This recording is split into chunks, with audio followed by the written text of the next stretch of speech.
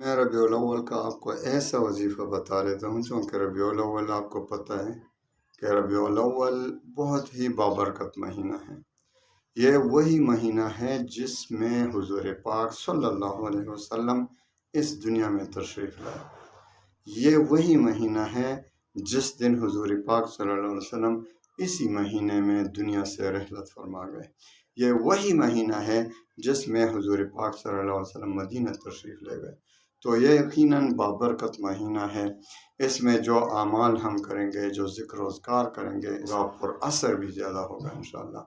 تو میں آپ کو ایسا وظیفہ آج بتا دیتا ہوں کہ ربیع الاول کے اس پورے مہینے میں آپ نے صرف 3 دن کا عمل کرنا ہے، اور ان 3 دنوں میں اس وظیفے سے آپ کی ناممکن حاجت ہو، آپ کی وہ حاجات جو آپ نے زندگی بھر وظائف پڑھے، آپ نے دعائیں مانگی، حاجت پوری نہیں ہو رہی، انشاءاللہ العزیز اس 3 دن کے وظیفے سے جو آپ اس ربیع الاول کے بابرکت مہینے میں پڑھیں گے تو انشاءاللہ 3 دن میں آپ کی مراد پوری ہو جائے گی، خواہ کوئی مراد کیوں نہ ہو، خواہ مالی پریشانی ہو، خواہ مشکلات ہوں، دشمن کی پریشانی ہو، جادو ہو، جس مقصد کے لیے دنیا کی کوئی ایسی حاجت نہیں جو اس 3 دن کے وظیفے سے پورا نہ ہو۔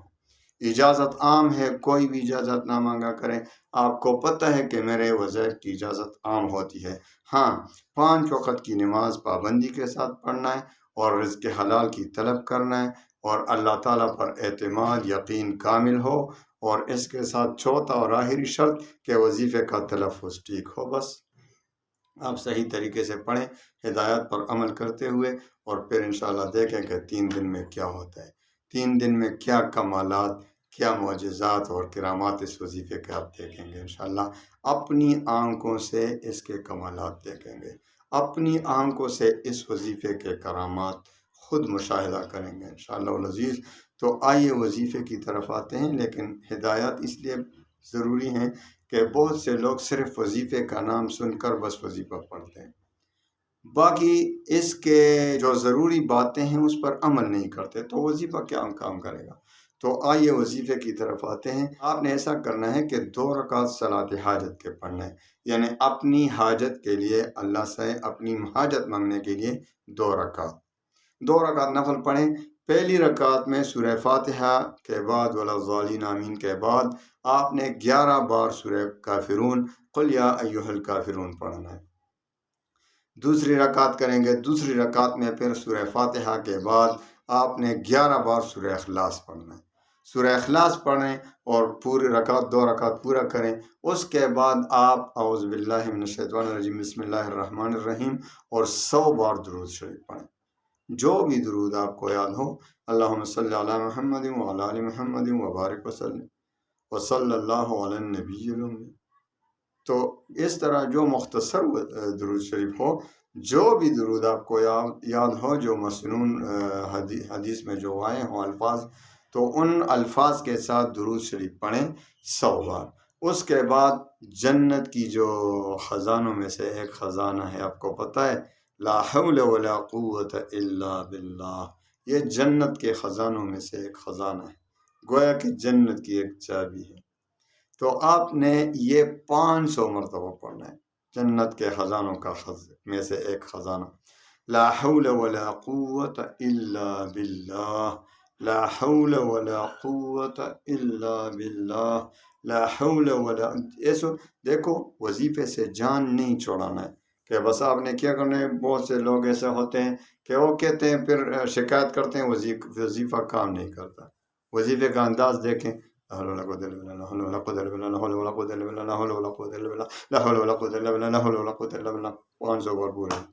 اور یہ 1000 بھی آپ پورے کریں گے، 1,00,000 بھی پورا کریں گے، لیکن ہوگا کچھ بھی نہیں۔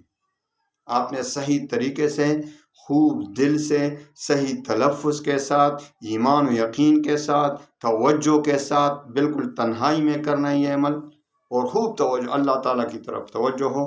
لا حول ولا قوت الا باللہ، لا حول ولا قوت الا باللہ، لا حول ولا قوت الا باللہ۔ دن کو بھی کر سکتے ہیں، رات کو بھی، لیکن رات کو کچھ اور ہی مزہ ہوتا ہے وظیفے کا، کیونکہ تنہائی ہوتی ہے، سارے لوگ سوئے ہوتے ہیں، اللہ کی طرف توجہ زیادہ ہوتی ہے۔ تو آپ دن کو بھی پڑھ سکتے ہیں، رات کو بھی پڑھ سکتے ہیں، آپ کو اجازت ہے، لیکن رات کو پڑھیں گے تو اس کا اثر بہت زیادہ ہوگا، کیونکہ توجہ زیادہ ہوتی ہے۔ تو خوب توجہ کے ساتھ 500 بار پڑھیں، اور اس کے بعد پھر آخر میں 100 بار درود شریف، اور خوب دل سے اپنی حاجت مانگے اللہ سے۔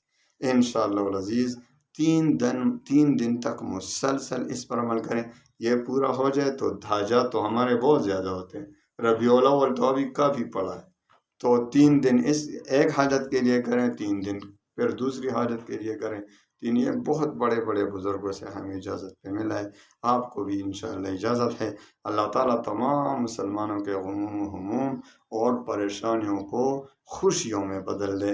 اللہ آپ کا ناصر، حامی و مددگار ہو۔ اللہ تعالیٰ تمام آفات، حادثات سے تمام مسلمانوں کی حفاظت فرمائے۔ وآخر دعوانا ان الحمد للہ رب